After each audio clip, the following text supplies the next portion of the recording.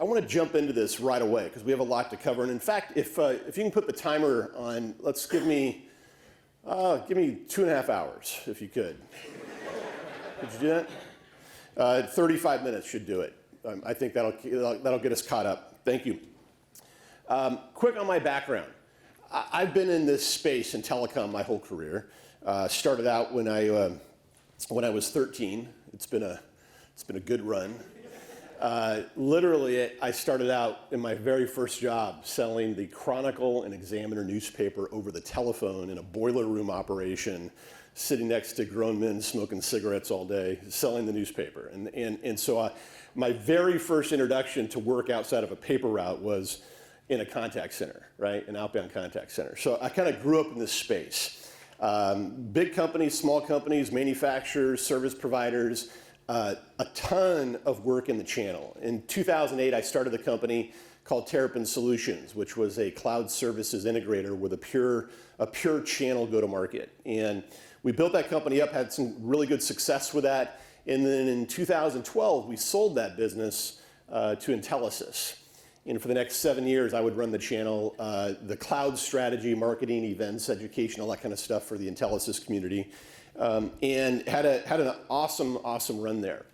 But in my last 6, 8, 12 months at that company, I started to think a ton about this idea of customer experience and where things were going next and how important and critical CX was to the future of our collective businesses. I made a prediction in 2012 when I joined Intelisys. I was up at a big event, 1,000 people in the room, and I made this prediction that the shift to X as a service, this idea to shift to cloud, right, to this as a service model, would actually spur the largest transfer of wealth in the channel in our lifetimes. And if you fast forward now to today, who was selling this stuff back in 2012? Raise your hand. Yeah, good. A lot of us, right? Think about how your business has changed in the past 10 years. Has cloud completely transformed the way you do business? The stuff you focus on, the conversations that you have, the revenue growth that we've all experienced as a channel over the past decade because of cloud is spot on. I think we could fairly say that the money that we have made as an industry in the past decade is far greater than we ever did before. And that's exciting. That's exciting. But I want to share something different with you today. I actually believe what I call the monetization of labor, we'll talk about that in a moment, will spur an even bigger transfer of wealth. An even bigger transfer of wealth.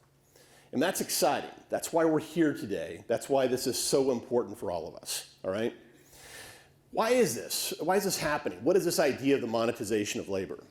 Guys, today, CX technologies, customer experience technologies, are actually monetizing the labor dollar into technology services. And what do we mean by that? It means that companies, your customers, are moving their labor dollars into technology services. Does that make sense?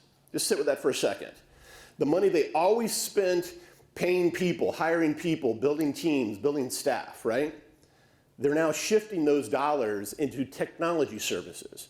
Why is that important for us in this room? First and foremost, and we won't mention this tomorrow in front of your customers, but when things shift to technology services, we all make money. That's a recurring revenue model. Who's your daddy, right? So we're excited about that. Wow, this is a dead audience. I said, who's your daddy? I got absolutely no response. You can't just say that line and have no response, guys. You're killing me. Get some more coffee in these people. So I want you to think about that. What we're finding in our interactions with our partners and their customers all over the country is that when we start working a deal collectively with a partner, the deal size itself is going from 4 to 6 times larger than the same deal we used to work previously. 4 to 6 times larger. And that's because the dollars are shifting to things like automation, artificial intelligence, digital self-help, fractionalized labor. All that stuff is now recurring revenue models that we can all participate in. We never were able to do that before. The opportunity is massive. If you look at our partner community, and CX Effect has a very limited partner community, it's very, very focused. We have 35 partners today nationwide. ARG is obviously one of our biggest. And if you look at our collective partner community, today, their books, their monthly books, if you will, are about $41 million a month. $41 million bucks a month in monthly recurring revenue. That's what our collective partner base bills today. But if you look at the collective customer base that those partners represent, those same customers that make up the 41 million in technology services today are spending $60 billion a year in labor. 60 billion. That's a big number, right?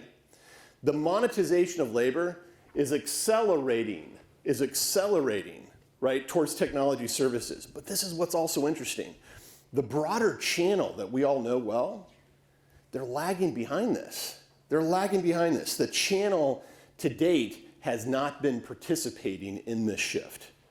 And that spells enormous opportunity for us. In fact, $641 billion is what's expected to be spent on CX technologies just this year. $641 billion. So why does CX matter more than ever? Why is it so darn important for all of us, right? Let's look at it from the customer perspective first.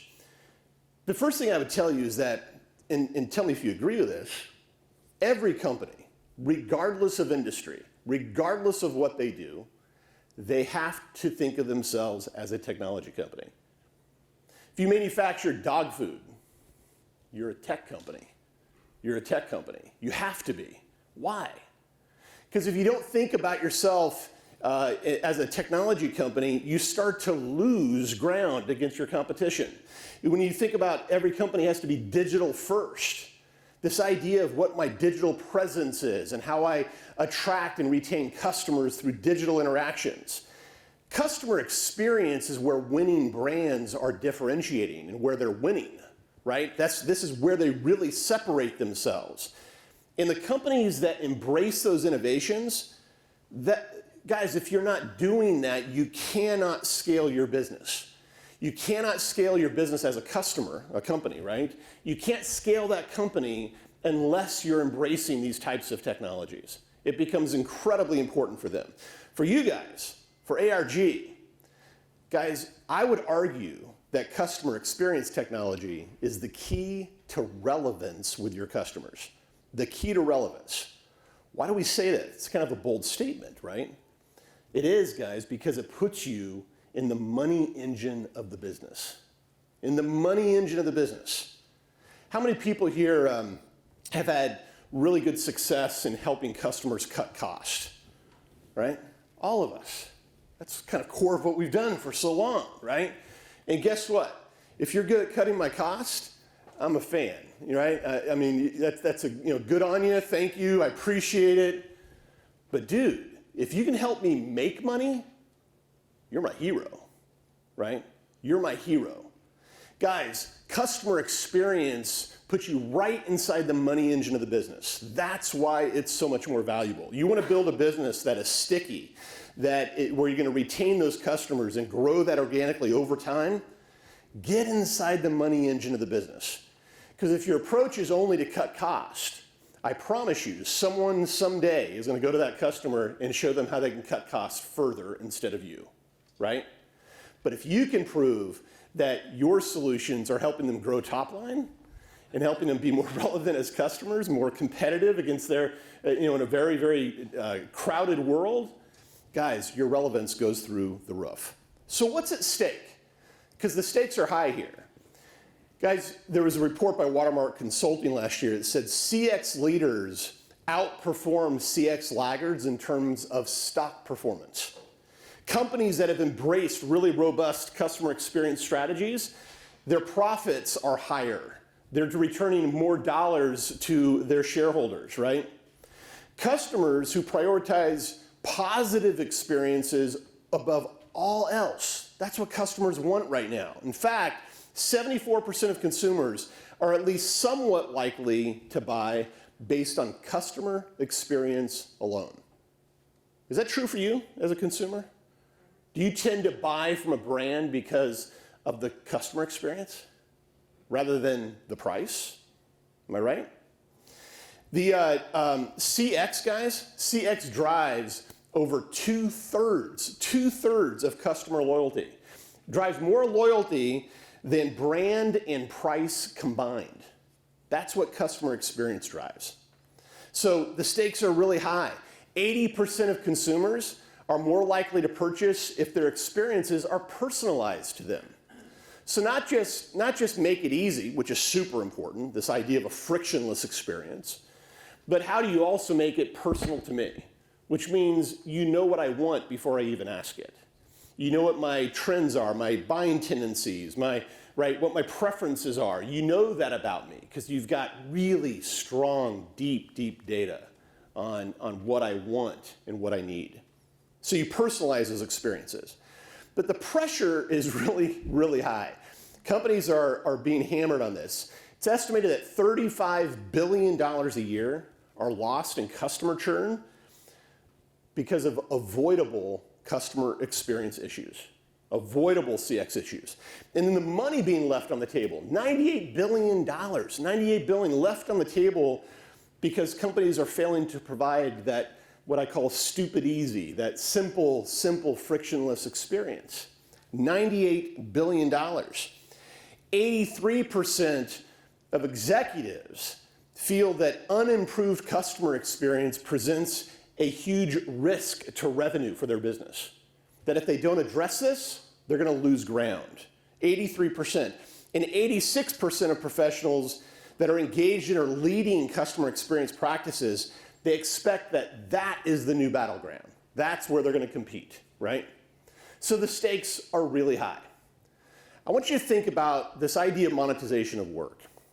This has been a crazy couple of years, if you haven't noticed, right? And the future of work has changed. I love being in a room like this. Where's Mike at? There. Oh, thank you. Wow. You just snuck up on me there, man. That's good. I too. I love being in with people again. This is great. You know, I get to wear pants. It's amazing. But the future of work is really never going to be like what it was. Am I right? It's never going to be like what it was. Whether it be the idea that people are now realizing, man, I can work from home and still be super productive. Combine that with maybe rising fuel costs.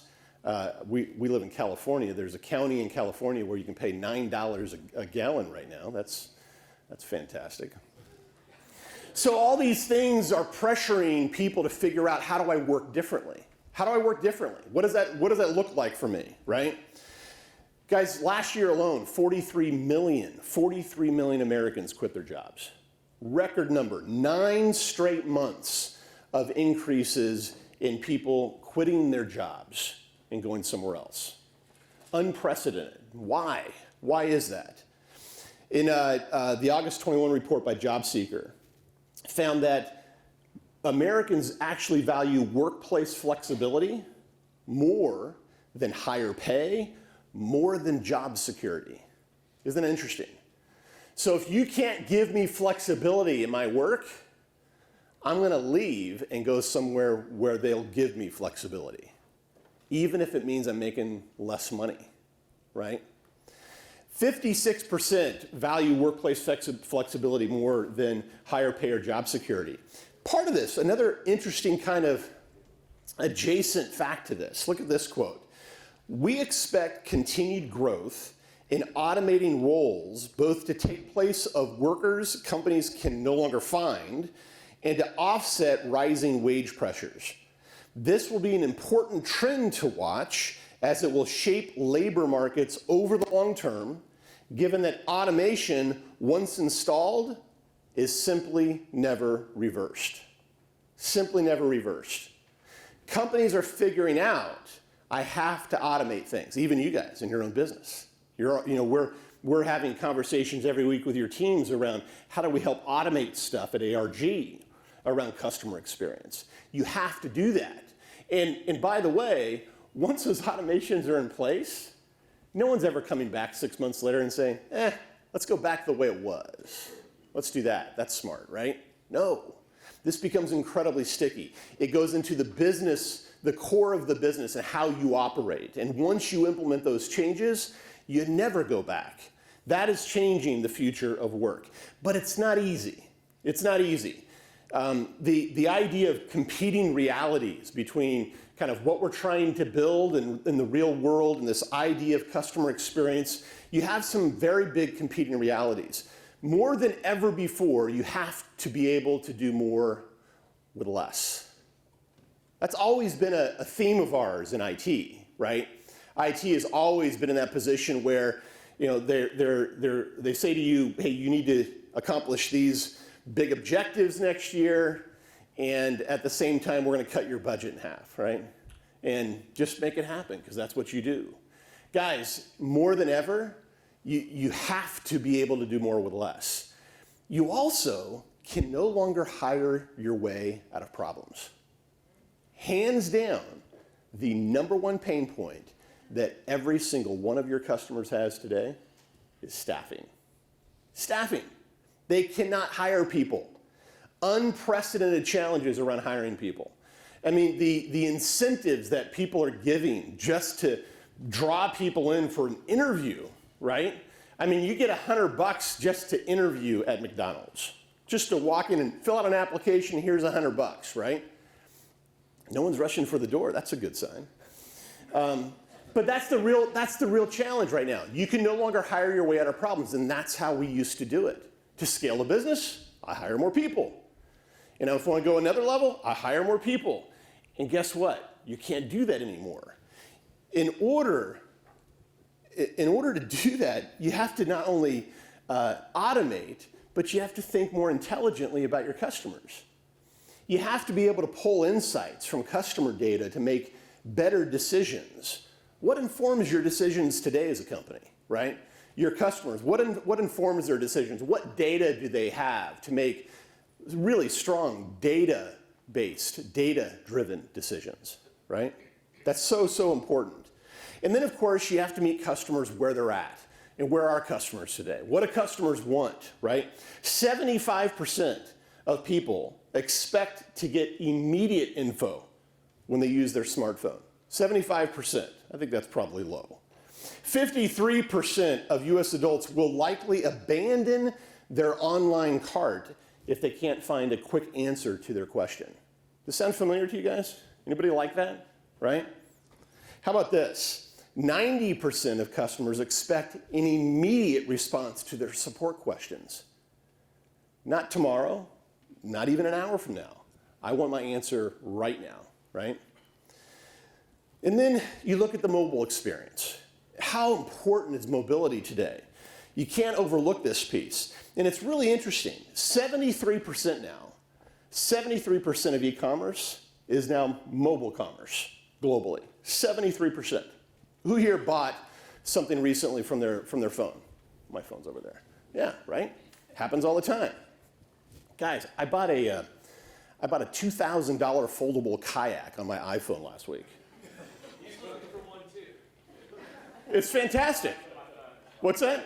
And you're gonna buy? Absolutely. Why not? Why wouldn't you? Right? I mean, why? I mean, it was so easy. It was stupid. And it was impulsive, and it was a freaking Facebook ad. And I saw that, and I saw the video, and I said, oh, I need that. $2,000, right? And then Affirm actually made it even easier. What do you mean? I can spread that out over 12 months with no interest payments. Done. That's like free money, right? Suddenly I'm making money by buying a kayak. Guys, this is... customers have a very high expectation now around mobility, right? But listen to this. 76% of shoppers will use their mobile phones to shop because it saves them time. But only 12% of shoppers felt like it provided them the most convenient shopping experience. There are brands that have stuck the landing on this, right? They've made it stupid easy to buy on a mobile phone.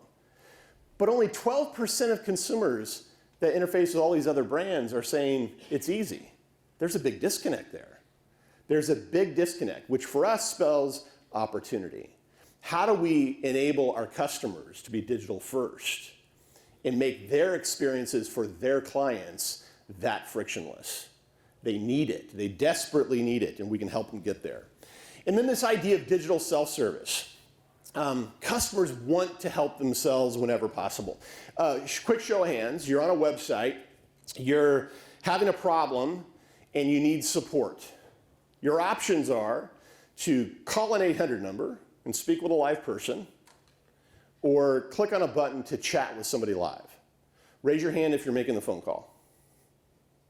Nobody? Oh, one guy in the back. One guy in the back. That's awesome. You're going to get right through because nobody else is calling. The most important thing there is that the level of customer service you normally get out of a phone call Yep. is a lot more interactive than it is with chatting or texting. Yeah. You lose so much information, especially in the operation side, dealing with customer issues. You lose so much information that they don't understand. So a 2-minute phone call equates to 2 hours of passing. Yeah. So, Unless you're calling a Delta. Right. well, then you're Yeah. Yeah. And here's the thing. Here's the thing. Because contact centers cannot staff their contact centers, right? In the best of times, it was really difficult to fully staff a contact center. And in today's world, it's damn near impossible. It's damn near impossible. Over 6 in 10 customers, they say they prefer digital self-help channels. 59% of consumers find that self-service options will improve customer service experiences. But think about that for a moment, to your point. Who here has an example of automation gone wrong, right? We all do. We all do. Where I go to that chat, and it's a bot, and it's not very intelligent. And I ask it a question, and it says, well, here's a link to 18 different articles on our knowledge base. Why don't you read through those, and then did that answer your question, right? What a horrible, horrible solution for that. No, that didn't answer my question. You just pissed me off more, right? So now my option is to kind of sort through all that and figure it out on my own, or like our friend up here, get on the phone and call somebody. I don't want that. I want an immediate answer. And the exciting news is there are amazing solutions to that right now. There is absolutely example after example, use case after use case of automation done right. You're going to see a bunch of that today. So you have to leverage technology to scale. You have to. 70% of customer interactions will actually involve emerging technologies this year. 70% of interactions. And you have some amazing leaders in the room here that are disrupting this whole world of customer experience that will give you examples of that today. And then automation. You have to automate because you have to be able to act faster. You have to be able to act faster. And this isn't just automating for the customer, it's also automating for the employee. Listen to this from Business Wire last year. Where attracting and retaining talent is increasingly difficult, automation can actually improve the employee experience, enabling staff to feel excited and engaged about their workplace and subsequently improve customer relations. So when we talk about automation, we're not talking about automate all this stuff so you can get rid of all your people. We're talking about things like I'm on a call with a customer in a contact center world, right? I'm on a call with a customer, and I have sitting on my shoulder a bot, an intelligent bot, that can go do work on my behalf. The 10 minutes I used to spend at the end of a phone call, updating notes here and going into this database here and putting this file over here and sending this fax, my God, sending this fax over here, the stuff you still see, right? All that manual stuff. Now with things like robotic process automation, I can click a button and my bot does it for me. How cool is that, right? The ability for me to use automation to find answers faster for me as a contact center rep than ever before. I don't, when I say, sir, John, if you don't mind, I'm going to put you on hold for just a couple of minutes while I research your problem, right? Sure, no problem. What is that person now doing? They're looking at this system and this system and this system. It is not uncommon for a contact center agent to access 7, 8, 9 different systems on a single customer interaction. How do I use automation to go fetch that for me, to go update all those systems for me? right? And allow me, even through a digital assistant, to say, say this next through agent assist tools. All those things improve employee experience. Probably the most thankless job on the planet is somebody as a contact center agent. It's an awful job. Unless you can give them the tools and resources to do it better. And then, of course, AI. AI's come so far, guys. It's crazy. You'll see some demos of this today. It's exciting. And it's really cool how we're leveraging this stuff to make better decisions. The ability for, when you look at things like natural language understanding, the accuracy rates around that, the things like speech to text and how much more accurate that stuff is. We use it all the day when all the time when we use Siri or Alexa or whatever, we see how that accuracy is improving over the past few years, right? It's accelerating. And you've got some leaders in the space here that are doing some amazing innovation there. Digital self-service, this idea of acting easier. I want to give you an example of a real customer that we're working with one of our partners. And we engage with this partner. This customer happens to be a national propane distribution company. And this is what the current environment looks like. Tell me if this looks familiar to you, if this looks like something you've seen before with other clients. Today, they have a customer on the end here. That won't work, will it, on that screen? Okay, so I'm pointing at the little head on the left. That's their customer. That's the customer that needs propane, right? They want to get their tank refilled at home or at their business or whatever.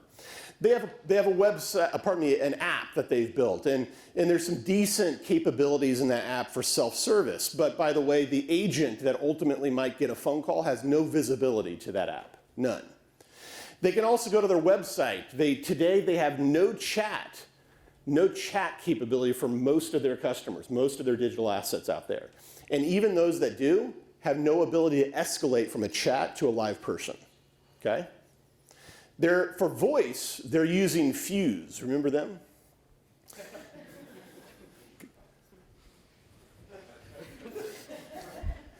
Fuse is their UCaaS solution, and they have an Avaya contact center, Prim-based, mind you, Prim-based Avaya contact center. What's important about this, guys, is that of all the phone calls that come through their UCaaS system into their contact center, 100% of those calls are intended on reaching a live agent. They have 150 agents in Canada. They've got 150 in the US. 100% of the calls are intended to be answered live, right? So there's no call containment. There's no ability for me to solve a problem before it gets to an agent. Does that make sense? There's none of that today. Not even like elementary attempts to do it. So there's a big problem there. That means that if I have X number of calls coming in, and I've committed to a service level of Y, meaning I want to answer calls within 90 seconds, and I want an abandonment rate of less than 10%, and whatever the KPIs are for that company. To do that, they've done their math, and they've figured out, I need 300 agents to handle that volume. I need 300 agents to handle that volume. Sit with that for just a moment. They take payments today over the phone. Can I get your credit card number? No? I need a volunteer. Who wants to give me their credit card number? Anybody? Guys, they take payments over the phone. Very simple. If you have a customer today that takes a full credit card number over the phone, they're automatically not PCI compliant. You realize that? How many of your customers take credit cards over the phone? When was the last time you actually read your credit card to somebody over the phone? It happens all the time. They have no compliance on payments. There's no visibility of the customer experience journey from kind of beginning to end. There's none of that. Their most common call questions are billing questions, right? How much do I owe? Scheduling. I need somebody to come out and refill a tank. Where's my order? When's that happening? It's right. They were supposed to be here at 10 a.m. and they're not here. There's no personalization of any of this customer experience. The customer said, here's what I'm trying to accomplish. My big target outcomes, I want to lower my cost to serve.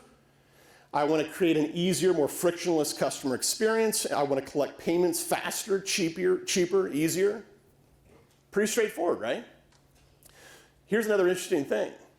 Customer says after this kind of art of the possible meeting we had with this client, showed him a lot of really, really cool things. Customer goes back to the partner a week later and says, hey, that was really awesome. Learned a ton. And, but what we really need right now is if we can put some of that stuff kind of on the back burner, because our most pressing issue is I need to get my Prim-based Avaya contact center to the cloud. Can you help me get the contact center to the cloud? 300 seats, contact center to the cloud. Is that a good deal? That's a good deal, right? That's 300, that's probably 30 grand a month. Who wants a $30,000 deal? Yeah? Everyone raises their hand, right? Guess what we told the partner? Pump the brakes. Pump the brakes for a moment. If I, let me go back for a second. Let's go back to that drawing.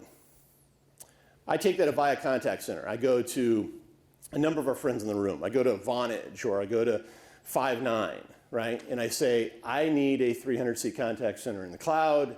They will gladly give me an amazing solution for a 300-seat contact center in the cloud. And no criticism of them, because we love this too.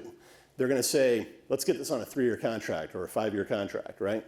And we're going to gladly go press for that. We're going to close that $30,000 deal. We're going to high five and do our happy dance, and everything's going to be hunky-dory.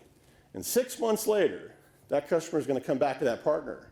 They're going to say, all right, let's get some of that innovative stuff in here, right? Let's look at call containment and digital self-service and all this other stuff, this natural language. Let's do all of that now.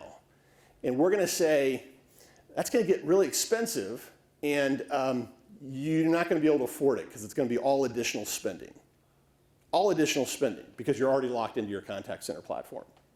So we tell the partner, pump the brakes, and let's tell you what happens next, because this is where it gets really exciting. See, we like to give a customer a systems view of the CX journey. And you'll see where contact center fits in here, but it's only one piece. It's only one piece. And if you start with the journey of an end customer, it starts in the world of digital, right? They go to your website, they see an ad, they're interfacing with your brand in some digital fashion. At some point, that is going to escalate into what we call automation and containment. I've decided I need to make a live touch with somebody. I'm going to chat with them, I'm going to send them an email, I'm going to call them on the phone, something like that's going to happen, right? And when I do that, we then move into this category of automation and containment. How do we use intelligent automation to solve for that customer's problem before it ever gets to a live body? Then, of course, let's say it has to get to a live body. This is where the contact center sits, this idea of routing the call to the right person at the right time in the right queue, right? That automatic call distribution, that's where that sits. We consider that the plumbing of the business. Not to play it down, because who here has ever had bad plumbing? Plumbing's super important, right? It's really, really important. But the innovation is not happening in the plumbing. The innovation is happening around the plumbing. Does that make sense? So we talk about that. Then we talk about agent tools and resources. What are the solutions that we can provide to our clients that help our agents taking those phone calls be more efficient, to be able to provide a higher level of service? This is where AI-driven agent assist technology sits, right? This is where robotic process automation for an agent, that's where that sits. Then we look at measuring and improving. If I look at this whole journey, that old adage that you can't improve what you don't measure, right? Now I look back at all of this and I'm measuring all of this from every single step, and I have attribution all the way to the beginning. And I'm able to determine what my ad dollar is doing, how that's converting, or I'm able to see what my key metrics are in real time. It's also where things like CSAT and NPS, Net Promoter Score, sit. Then we look at staffing. Right? We're working with one of your clients today, a regional healthcare company, that is having a nightmare trying to staff a contact center. Am I right? A nightmare. And they simply can't hire people to do it. Because of that, we estimate they have over a 70% abandonment rate. 70%, right? That's catastrophic for a company. So what are the solutions that we can use to solve for staffing? In a minute, you're going to hear a presentation from ShiftSmart. We're doing a ton of work with them in this category of fractionalized work. But there's other things around staffing as well, right? Again, how do we help solve for this idea of hiring and putting butts in seats? And then across all of these are the analytics and the business intelligence, the data that I have access to. Show me how I can use that data to inform my decisions better. That's our systems view, right? If we go back on this propane company for a moment, what we were originally looking at was simply routing an ACD. Let's put that in the cloud versus on-prem. $30,000 deal. Awesome. But this is what the deal looks like now. As we go through this art of the possible meeting, we do this all the time with our partners and their customers. In this example, we designed what we call an omni-channel CX orchestrator, which takes all the different touch points from a client, whether they chat or send a text, if they send an email, a phone call, doesn't matter. Any of those multiple channels, right? And we bring all that together into a single pane of glass for an agent. It allows for mobile engagement, right? So from the very get-go, I have a full seamless mobile experience. Natural language processing and understanding that allows for me to handle calls on the front end and solve those problems before they get to a live agent. A chatbot that is highly intelligent, that doesn't just send you to a list of articles on a knowledge base, but can actually have a two-way conversation and resolve issues. And the effect of this is at a minimum 30% call containment. 30% call containment. Now I want you to think about that for a moment. Do some quick math for me. How many users in this contact center? 300. Good, you're paying attention. 30% of 300 is what? That's so funny. 90. I know, it's a little early. I was asking because I actually didn't know. 90, right? 90. Does that suggest then, maybe, that I can, through call containment strategies, right, using all this advanced technology, do I need 300 bodies anymore? No, I don't. No, I don't, right? We have a UCaaS solution that's feeding all of this. We have flexible workers that are filling in for overflow and for gaps they have in staffing through this fractionalized work model. Guys, when we look at this model, this deal, this is what happened. The deal went from $30,000 a month to $160,000 a month, and at the same time, saved the customer $1.8 million a year. Is that a better outcome?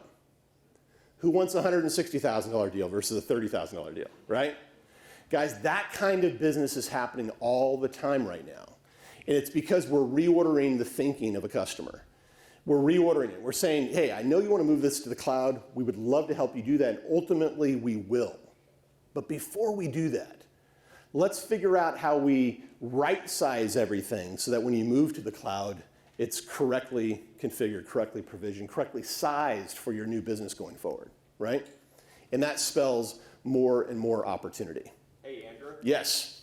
Could you hurry up and get that customer fixed? Because I'm pretty sure you just described my propane supplier. I think I know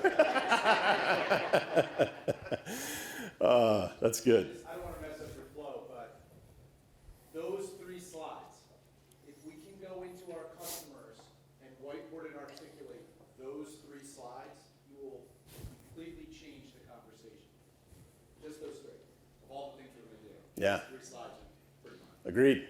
Agreed. So guys, why is this new perspective so darn critical for ARG, right? Why is it so darn critical? Here's the dilemma of the partner. And you guys are a really big partner, which simply means it's a bigger problem for you. Okay? Here's the dilemma. I'm going to grow revenue, right? That's your charter, Mike. Let's grow revenue for this business. And I'm growing revenue up and to the right. Fantastic. Let's go. And at the same time, I'm battling things like price compression. I once sold a DS3 from San Francisco to Sydney, Australia, for $650,000 a month. Fantastic, right? The good old days. People, some of the, oh, dude, that's how I bought my first house, right? We loved that. We loved that business. That circuit today is about $1.50. Literally $1.50, not $150, $1.50, right? That's what price compression happens, right? But the other pressure is customer churn. You know, the bigger you get, the more of a drag customer churn is on your business. As much as we, delight our customers and take care of our customers, churn happens. It happens. And so I have to somehow outpace customer churn, outpace price compression. I can't just do it by closing more business. I have to actually expand to new revenue opportunities. I have to. If I don't, my revenue flattens out, my growth flattens out, it becomes more and more and more difficult to grow the business. If I figure out how to get access to a bigger amount of spend, then it changes everything. It changes everything. If I can take that customer that might have been spending a few $1,000s a month with me and increase that deal by 4, 5, 6 times or greater, that's how I grow a business going forward. So the big question is, what will be your unfair share of the greatest transfer of wealth in a generation? That's the big question. And that's what we're going to talk about today. All right? Good selling.